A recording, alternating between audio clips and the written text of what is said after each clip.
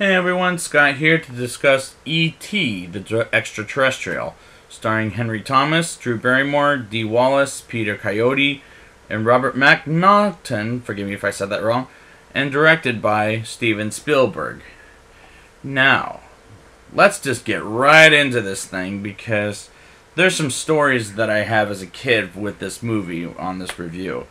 When I was a kid and I watched this opening sequence after the purple credits, it honestly scared the bejesus out of me. And I thought that alien was real, and I, to be fair, was a kid and didn't know much about special effects these days. Any kid doesn't know about that these days. But well, maybe the smaller kids. I was smaller is my point. But it's a good opening to show E.T. how he gets lost and abandoned by his mothership. And it makes me care and root for E.T. to phone his way home throughout the movie. Great job to make us care for our protagonist, Spielberg. Let's hear it from... Okay, moving on. Elliot, played by a very young Henry Thomas, is another protagonist I can connect with, as well as when he wants to play Blackjack or Dungeons & Dragons, whatever the game... I think it was Dungeons & Dragons now I think about it. With his brother Mike and his goony friends while Elliot brings pizza inside the house, throwing a baseball at the extraterrestrial. And he throws it right back at him, but I like Elliot. But I don't know about Mike and we don't know much about his goony friends as much. I really like how Elliot connects with E.T. by teaching him toys, peanuts, soda, cars, and even candy. I love how E.T. learns to eat and speak throughout the movie slowly. I also like some of the Star Wars references in this movie as well.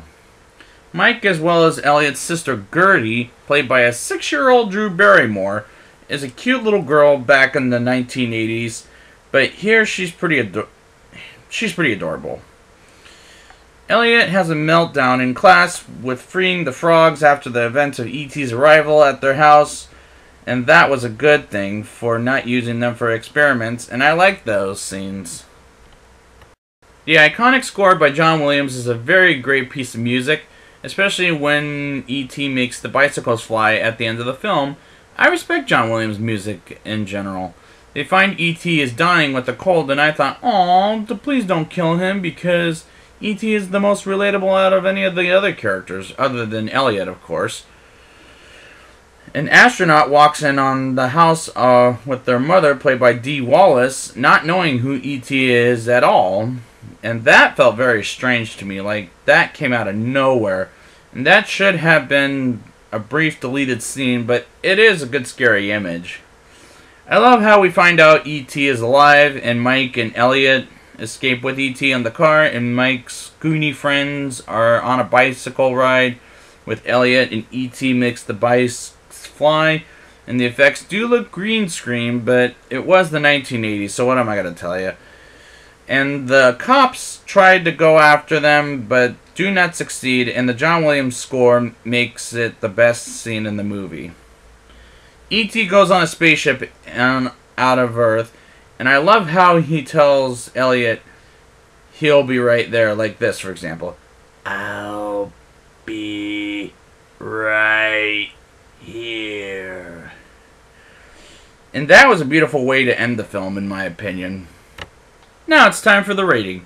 I'll give this movie a 9.0 out of 10.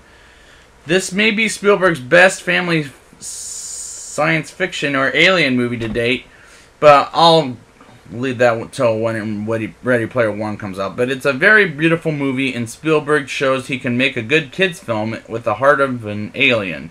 So I'd like to thank you guys for joining me, and next week I will be back with AI, Artificial Intelligence. And until next time, I'll be right here.